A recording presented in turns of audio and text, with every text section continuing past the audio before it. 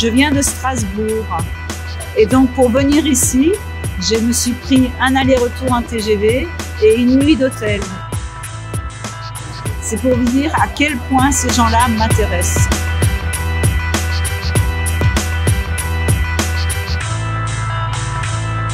Je me suis abonné à plein de trucs et Nexus est resté comme un des piliers, je trouve, de l'information qui m'intéresse. Non, là, c'est l'histoire d'un mec. Mais un mec pas...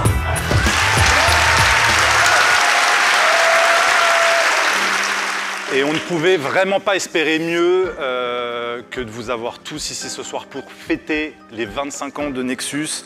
Évidemment, on est tous là pour fêter une certaine idée du monde, hein, pour ne pas laisser nos libertés disparaître. Nous sommes là pour célébrer aussi cette liberté de penser, cette liberté d'expression et d'informer qui nous est si chère et qui nous a réunis ces derniers temps, ces dernières années.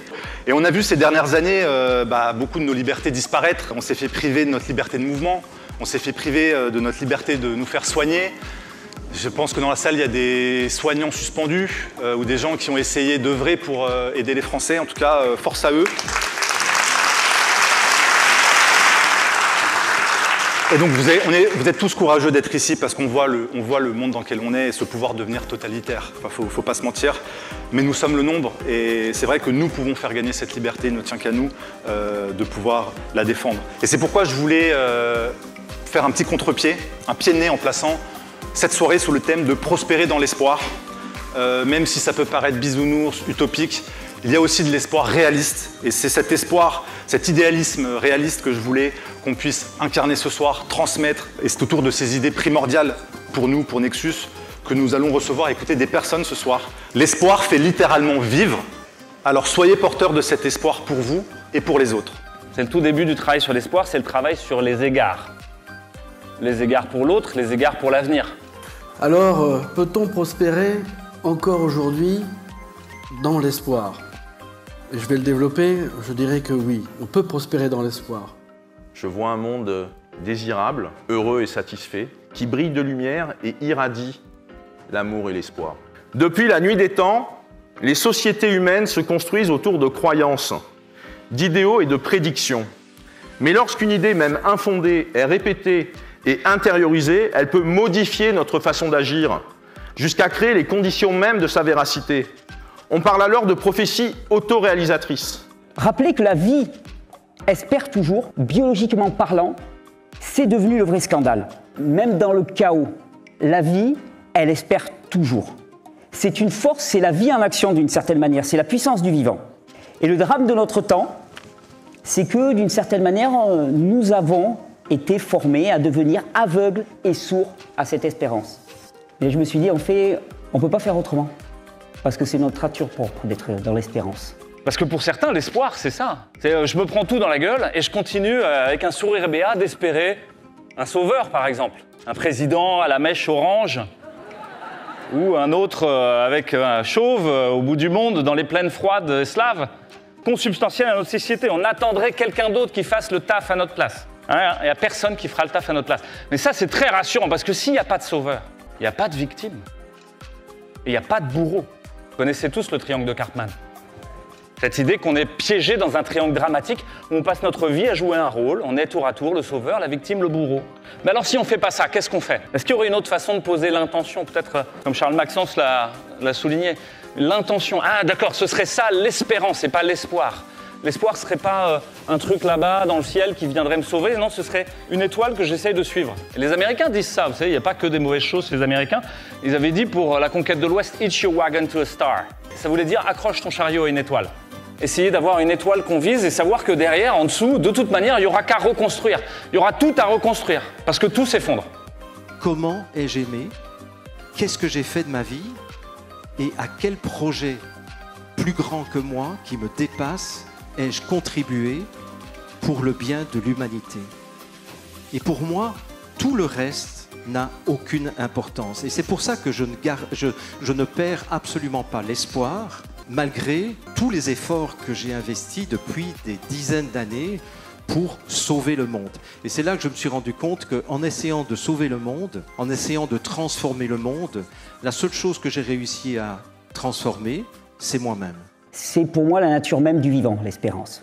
Dans mon travail, on m'a reproché de donner de l'espérance aux gens. Enfin, je ne sais pas ce que vous en pensez, mais pour moi, c'est révélateur de l'époque. Tu as le droit d'être un prophète de l'Apocalypse. Tu as le droit d'être dans le déni total. Par contre, alors là, tu commences à vouloir donner de l'espoir aux gens, et c'est le scandale total. Je suis aujourd'hui sous contrôle judiciaire. Je suis mis en examen, officiellement interdit de parler de ce que j'ai découvert du corps et de la santé. Pourquoi ? Parce que, paraît-il, je donne de l'espoir aux gens. Alors, nexus en latin, pour ceux qui ne le savent pas, ça veut dire lien entre là. Et c'est pourquoi nous sommes très attachés au sein de l'équipe à cette idée de la communauté et que nous avons toujours voulu promouvoir cette idée autour de l'information libre et indépendante, de se réunir. Et cette indépendance de l'information, comme vous le savez tous, elle a un prix. Vous en avez pour la plupart tous payé le prix fort. On avait écrit avec mon ex-mari donc un livre qui s'appelle Celui qui vient et il y a à la fin plusieurs chapitres qui sont sur la conspiration.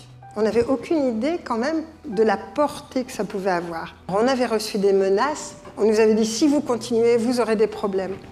On s'est dit on s'en fout, on ne voyait pas ce qui pouvait arriver. Et les ennuis commencent, évidemment. C'était des dossiers en fait faits par tout un groupement de journalistes indépendants du Québec, dont Serge Monast, que je ne connaissais pas à l'époque, dirigeait. Avant que le livre ne sorte, je dis il faut que je retrouve ce Serge Monast pour lui dire que grâce au dossier qu'il m'a donné, le livre va sortir et que je suis très heureuse, enfin, etc. Et puis des amis essaient de le retrouver et puis ils me téléphonent en me disant bah, écoute, il vient d'être assassiné. Et le mouvement est démantelé. La consigne de Marc, c'est un message d'espoir. Et j'en ai un, j'ai une bonne nouvelle. J'ai une bonne nouvelle, vraiment. Il va nous suffire de penser en souverain et d'agir en souverain, et nous allons devenir souverains.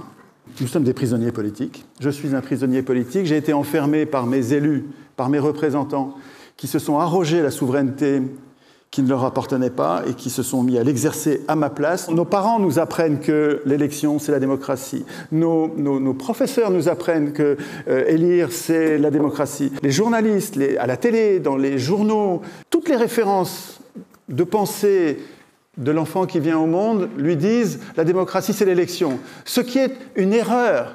Et mon erreur, c'était de ne pas avoir remis en cause ce qui était une croyance, j'étais sûr de ça. La première chose à faire pour penser en souverain, c'est d'arrêter d'adorer l'élection. Le tirage au sort coupe le cordon entre la puissance économique et la puissance politique. Le tirage au sort est un antidote universel contre l'oligarchie. Nous avons un moyen de composer une mini-assemblée qui nous ressemble, qui ressemble énormément à la société tout entière qu'on veut représenter. De façon pratico-pratique, il faut qu'on s'entraîne à écrire la Constitution et à arrêter de discuter des sujets législatifs. On s'en fout. Les sujets législatifs, ils nous font perdre du temps, ils nous font perdre de l'énergie. On devrait se concentrer sur l'évasion, c'est-à-dire les règles de la représentation, c'est à nous de les écrire. Et quand j'écris des articles de Constitution, je deviens un adulte politique. En fait, il nous faut le RIC, le référendum d'initiative citoyenne. Référendum, on vote, on n'élit pas, on vote enfin, on décide, voter c'est décider.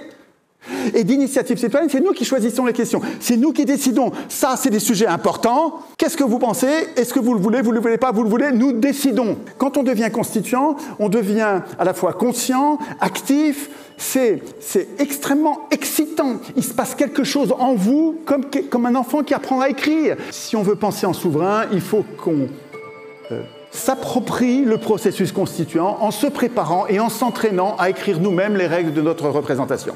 Nous sommes dans une prison politique et on se dispute entre nous. Ah, salaud d'extrême droite, ah, salaud d'extrême gauche. On est à regarder par les barreaux de la fenêtre à dire il faudrait avoir une politique de gauche. Mais non, salaud de gauchiste. Il faudrait avoir une politique de droite. Ah, salaud de fasciste. On est dans une prison, bordel. Et ça sert à rien de se disputer. La porte est derrière, il faut s'évader. Et pour s'évader, il faut pousser la porte, il faut se mettre ensemble.